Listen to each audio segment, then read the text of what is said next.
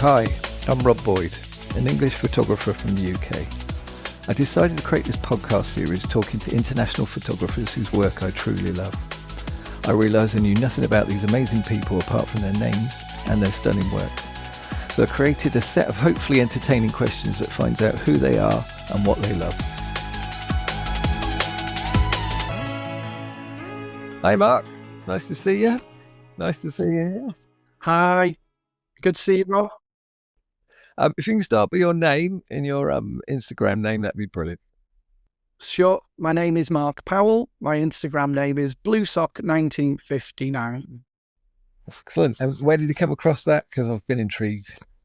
After you, well, I worked for Barclays. Barclays was the bank in blue.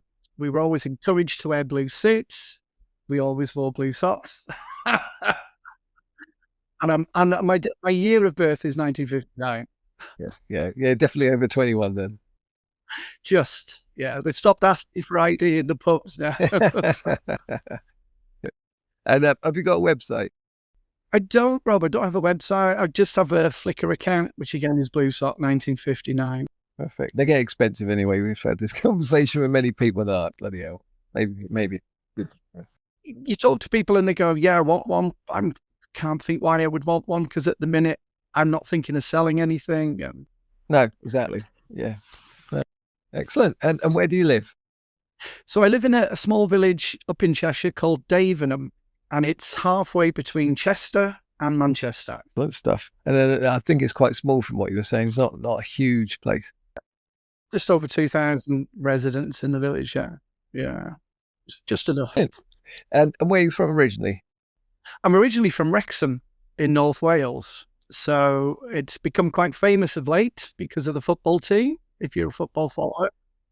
Obviously, the multimillionaire backers of Ryan Reynolds and Rob McElhenney, and the wonderful Disney documentary Welcome to Wrexham has made it a lot more famous than it was when I lived there. Yeah, and I bet, have you been back since to see the difference? Have you seen the stadium? Oh yeah, I've still got an auntie that lives there. So I go down once a fortnight. The town is very upbeat. It used to be quite industrial around it, coal mining, steel and industrial. And it just literally went down the pan. But the whole town's smiling at the minute, thanks to them. Yeah, and the tourist injection. You can't get a glass with Wrexham lager on anymore because so many people go to the town and take the glasses home with them. Oh, wow. Crazy.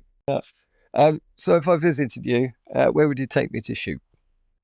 Sure. I'm 35 minutes from Liverpool and Manchester, and I'm not sure if you've been to either. Forgive me if you have. No, they're both on my bucket list. So get on the train, come up. We can do Liverpool 1 shopping centre, great for the architecture, the fine art. So you've got your shape, your shadows, all that great stuff there. But of course, Liverpool has two cracking streets. Most photographers will tell you Old Street is quite a fabulous street for restaurants and so many different people in different dresses and clothes, etc. But it nudges onto a street called Concert Street, and that is the crazy street of stags and hens. So you've got a nice sophisticated kind of street of people dining out, eating out, and all the rest of it. And you turn right and it's like the world's gone mad. So I would take you there for fun. Also, we could then jump on the train back to Manchester, which would only be 30 minutes.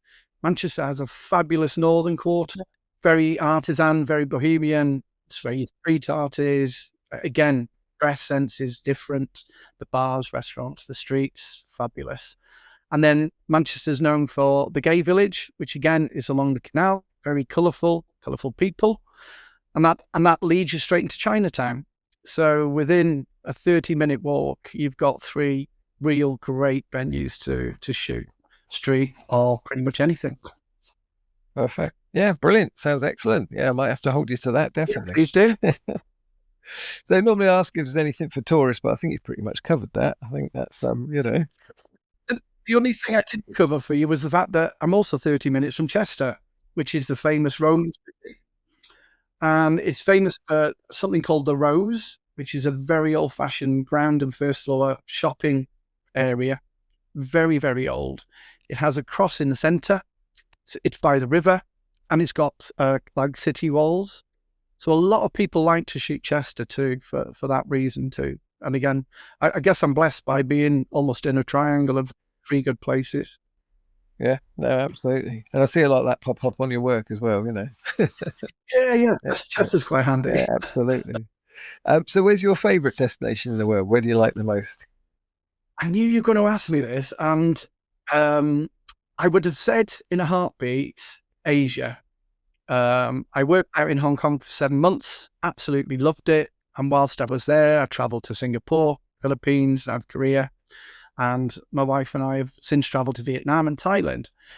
But in May of this year, we did a chunk of the west coast of Canada, British Columbia. Absolutely amazing. The towns of Calgary, Banff, Jasper, Vancouver. Vancouver, we loved. We both actually said to each other, if we were 15 years younger, we'd emigrate straight to Vancouver and take the ferries to Vancouver Island. And honest, Rob, it's just the most amazing place. Well, Dave, Insta Dave W, he was one of the earlier guests. Yeah, we're still in contact all the time, and he sends these pictures. It's like, oh my God, it just blows you away. Incredible. And I think a lot of the photographers you've spoken to all started down the landscape route, which I did too. Yeah. It's just blown away with the landscape of that west coast of Canada. Yeah, makes you feel humble, definitely. So what's on your bucket list then? Where would you like to visit most in the world? Oh, I would really like to visit Cuba, and I guess one of the old favourites from the poddies that you do is Japan. I've seen some of my friends have been out to Cuba to shoot the dancing, the cars, the fabulous colours out there, which would be great. But again, Japan has, it must be a photographer's dream, Japan. And for somebody like yourself that likes neon as well, the night must be absolutely awesome out there. So if I could do 2, I would be a bit selfish and ask if I could go to both those places, I think, really. Absolutely. And I think the thing is with Japan especially, I think the thing is you need so much time because there'd be so much to shoot. It's a bit like India, I think, in that respect that, it'd be an overkill for the senses. So you just need all that time to soak it up. Yeah. Good answers. Yeah. Excellent. All right. So weird question time. Here we go. If you could time travel, where and when would you visit? Yeah. This would be an easy one for me because I'd like to go back to 1970 and pop out in Los Angeles, somewhere near the Troubadour, which I don't know if you know, is a very famous club. Oh God, like Lemmy and all the 80s kind of rock bands, And also, that's where the Eagles played their first gig, and I'm a Eagles supporter. So I would love Fleetwood Mac and Linda Ronstadt, they were all started there. And I'd love to just pop out and be the William Miller character that's absolutely fabulous and follow them bands around LA and just have, a great time. That's a perfect choice. Yeah, I can, you can imagine what it smelt like and looked like. And, yeah. Crazy, wouldn't it? Crazy time. Good choice. So, if you can photograph anyone in history, who would you shoot? I'd love to spend a day and shoot Steve Jobs, the founder of Apple and Pixar. See, he intrigues me by his brand, his own brand, the black polo, the blue jeans, and the trainers that he wore every day. And I'd love to see what influence, if you like, these things called Apple, how these influenced his personal brand. And also being an ex project manager, I'd love to know how he married his desire for perfection, which he had, with the fact that every time they launch anything, they send fixes out pretty much straight after. But having that, I'd love to spend the day photographing him in the offices of Apple, and the kind of way he interacted with his staff, because he was very much into thinking time as well. He's allegedly a known workaholic, but he understood the need for downtime and thinking time, which he encouraged all his leadership team to do. And it'd be great just to wander around with him with a camera and get some candid pictures of him just doing his thing, really. Yeah. No, that's perfect. That's a brilliant choice. I love it. So tell me a fun fact or a story about yourself. Sure, it's a story more than anything that I think you might find familiar. Not familiar, you might find funny, I should say. When I worked out in Hong Kong, they have New Year horse races. And they have them in Kowloon side, not the Hong Kong island, on Kowloon side, in a racecourse called Sha Tin. And my wife had come out to visit me because she was still in the UK when I was out there working. And we went to the races. We'd bet on 10 races. We'd not got a sniff, and I won a race. So I had my winning ticket. I went by the finishing post. Debs was just about to take a picture of me, and the TV cameras came. Oh. Did you win? How much did you win? Where are you from? Do you like Hong Kong? What do you like about Hong Kong? Would you tell more people to come there? Thank you, Mark. Gone. Right. What I didn't know was that was a live broadcast. Half the people in work, because I worked for Prudential then, were watching it live. So when I got to work the next day, I think it was a Tuesday because it was back holiday, it was like, oh, autographs, please. Here he comes, the TV star. That was really. It's probably better not knowing. It's probably better knowing, thinking it's pre-recorded or whatever. Absolutely. Yeah. Absolutely. Excellent. So I know it's a bit of a strange one. People find this a weird one, but what's your favourite word? My favourite word is yet. So you've not been to Chester yet. You've not been to Manchester yet. I've not done portraits yet. So I often, when people say to me that they've not done something, I keep saying to them, you have time on your hands. You need to say, I've not done it yet. That's a good addition. Yeah, I like that. Yeah. One of my favourite words. Yeah. One of my favourite words is just to keep adding yet. And it gives me the motivation to actually get out and do it. And that's the thing half the time. It's actually making that effort and having a plan. It doesn't have to be immediate, but it's, brilliant. Yeah, excellent. So, because it's an international podcast, teach me a new word or a new saying that I may not know. Well, I'm Welsh by birth, and I was taught Welsh till I was 16. And one of the funniest Welsh words I'm about to tell you that my wife also loves is pop-tee-ping. Is it microwave? Microwave. Yeah, I learned that one on my travels. I was like, oh, we'll just put it in a poppity-ping for you. It's like, what? Pop-tea-ping. Yeah, so we love that word. We don't say we're good. We don't microwave anything. We pop-tea-ping things in this. Pop-tea-ping. Yeah. Oh, that's amazing. Yeah, that's a perfect choice. Yeah. I only just learned that probably about a year and a half ago, but it's just like, you're going to what it? If you want one, obviously, if you ever get frustrated with something, we in Welsh will say "diawl."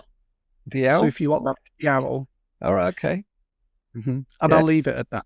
Oh, it's not too bad. It's not too bad. Oh, that's not too bad then. It's an expression of frustration. I'll try to remember that one. So the tricky bit now. What's your favourite 3 photos you've taken, and why do you like them? The first picture I sent across to you was chosen by a guy called Nick Poon. So I went on a workshop with Hong Kong Secret Tours while I was out there. And we were given challenges throughout the day. Shoot this, shoot that, shoot it. And we were like, what? And somebody said, shoot a silhouette. And I was like, and it was a fairly sunny day, to be fair. So we were looking at all of us. There was about 10 of us on this walking tour. And I just saw an old guy walking towards us through what looked like an entrance to some apartments. And I turned around quickly and snapped it. And at the end of the tour, at the end of the event, they took our SDs out of our cameras, and they put them in. They put them in their laptops, their Macs, and they were quickly flicking through like mad. And then when they saw one they liked, they'd immediately print 3 copies out, and then they would give it to you as a postcard for you to send home. And that was the first time I shot in black and white while I was out in Hong Kong. And I ended up with 3 postcards. So that's the first. The second one was taken on a workshop with the wonderful Mark Fernley over in London, near St Paul's, in that shopping centre. Is it London One or something like that? And we were all downstairs down the escalator, and we were all looking for a shot. And Mark just leant on the banister above us, and the front of the staircase, if you like, just looked like Mercury. It looked like it was moving. And I thought, wow. And with Mark silhouetted in it, it looked like a shot from the Terminator. And I've posted that a few times on, people go, I get some really good feedback on that. Over in Manchester, and I was just wandering around with my little X100V looking for something. And all I heard was all these people laughing. And as I turned around, I saw this lady, obviously on a hen do, and she just walked out of Albert Schloss, and there was about 6 Harley Davidson bikes parked in a row, where you shouldn't park, by the way. It was no parking. There's 6 Harley Davidsons there. And she went out, I could see her talking to these guys, and I was hanging around a bit, and I thought, where's she going with this? And surely not going to take her for a ride on a Harley Davidson. Anyway, 2 of them helped her on the bike. And then next thing, she's doing peace sign, laughing, and all her friends are taking pictures on iPhones and everything. And I thought, I'm having one of these. So I just nudged my way in and snapped her with the biggest grin on her face, honestly. And what I should have done was got one of the bikers with her, because the difference between, obviously, this lady in a wedding dress and this gruff biker with the beard and the ponytail. But hey, Yeah. No, that's perfect 3 as well, because obviously they're all different. They're all completely different. And yeah, brilliant. And the thing is with Mark as well, obviously, I think your style, obviously you love his style. I can see that you must have got a lot out of that workshop when you went. Did you do just the one? I did the London one with him, but I've also been to Berlin with him.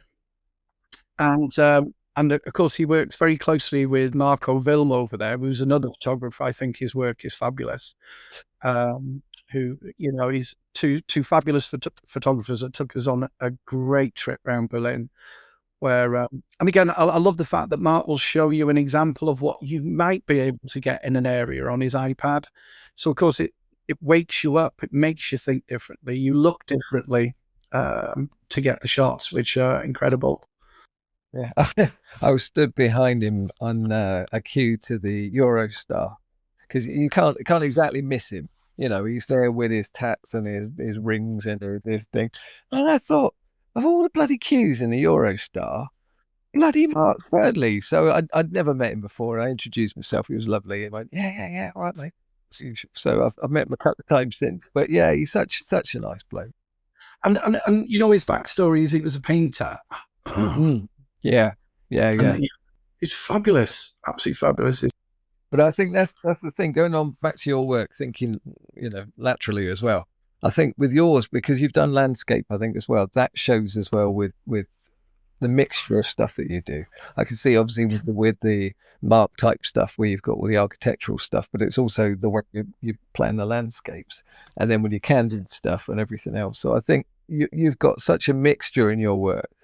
That's what I love about your work, is that you've got all those that little triangle of places to try where you are, but you get something different at each time as well. When did photography click for you? Obviously, excuse the pun, but what moment did you realise you could take a good photo?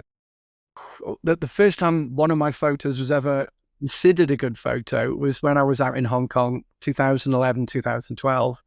I only had an iPhone 5, and I used to obviously take it on the trams with me to work and on the way back or on the ferries. And I found it limiting, and not only limiting, frustrating. So I went out and bought myself a Leica Deluxe 5 from one of the old photography shops in Hong Kong. And of course, no VAT in Hong Kong. So that was a bonus too.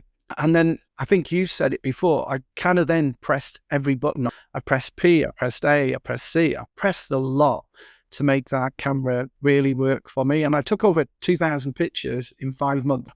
But I went on this photography workshop with a company called Hong Kong secret tour. And there were 2 photographers there giving us challenges throughout the day. One was a really, really, really nice guy, Nick Poon. He was a big advocate of patience. And for somebody that likes running around at 200 miles an hour, that was very hard. And he was advocating standing still, looking round, looking up, looking down before you moved on. So not so much fishing, if you like, just taking in your where you are, and having a good look around and not being so quick to move on.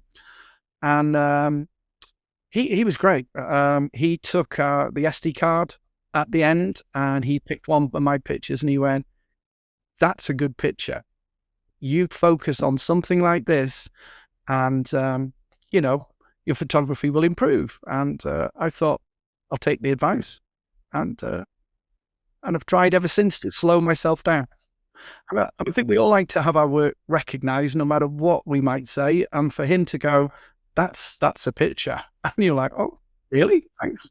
Yeah. Yeah. And that's the thing, when you get recognised by someone that you know what they're talking about. Well, yeah. Brilliant. Excellent stuff. So what advice would you give a new photographer? So I'd probably give them the advice I was given, to be fair, again, by Nick and a few others, Brian Lloyd-Duckett, Mark Fernley. Be yourself. There's no need to copy anyone else's style. Be yourself, because there's something in your eye that's not in everybody else's eye. And don't be afraid to try a different genre. Go shoot at night. Go shoot early morning. Go shoot in the afternoon. Have a go at street. Have a go at landscape. Try and shoot a wedding if you want to put yourself out there. But have a go. That camera is a wonderful thing. And because they're digital, it doesn't matter. Just go and have a go. Know your camera. I've heard other people on your pod say that. Press every button. Know what it does until you do so many wrong that all of a sudden you start getting it right. If you look behind me, I've got so many photography books. Some of the old masters, and that's only half a shelf. Some of the old masters to some of the young guys, that I love to look to see what they're doing, to see their styles and whether or not I can, think I like that bit of that picture. Maybe I'll look for something like that. And the big one from the course I took was stop taking pictures, make a picture. And that's down to patience again. Yeah. Visualize it before you take it. Brilliant stuff. Yeah. So, what's next for you? What you got going forward? I've got a couple of things I want to do. I want to keep trying new things. Like you shoot a lot at night. I don't shoot as much at night. Maybe I should get out. I don't shoot as much yet at night. So I will. I want to shoot a band in an arena. I've shot in some big venues in Manchester, but I haven't done an arena yet. So I haven't done that yet. I need to print more pictures because, in fairness, I'll print them in a book, even if it's just a book for me. And I'm quite interested in doing another zine. I did one on street art, which I know you've seen me do. I love street art. It always catches my eye, and I think it's not there forever. So if somebody doesn't take that picture of it, in a month's time, it'll be covered by something else. So I did a street art on, I did a zine on street art, and I'd like to do another at some point. Yeah. No, definitely. I mean, similar to you that I love color anyway, but I still blows me away how they do it. I still can't work out how they spray something that intricate with, layering and, it's just bonkers. Just absolutely, it's such a clever art form. And interesting, Rob, when you do come up to Liverpool, just off the 2 streets I mentioned to you, there is an alley where you'll often find a couple there, and they're quite happy to chat to you and let you shoot them as well. Yeah, no, definitely make it happen. Yeah, maybe a winter's a good time because it's always one of those that everyone's around in the summer. Yeah, that's true. But hey, thanks again, Rob, for putting the podcast together. It's really informative. I've learned a lot from the people you've interviewed, and I love their work as well. But it's a lot of effort, and all credit to you for putting the time in, to be fair. No, and I appreciate you letting me know as well, because you're very good at being inclusive. You do let me know, if it's been good or what you've enjoyed and everything else. That's great. That's what I love about the community. They're just amazing. Everybody's always, yeah, they're great. So yeah, all right, well, brilliant. Well, keep doing what you're doing, because I love your work. It's absolutely amazing, and I'm so glad we finally got to talk to each other. Super. Me too. Me too. Hopefully see you up north. I'll see you up north soon. 100%. All right, you take care. Thanks very much. Cheers. Cheers. Bye.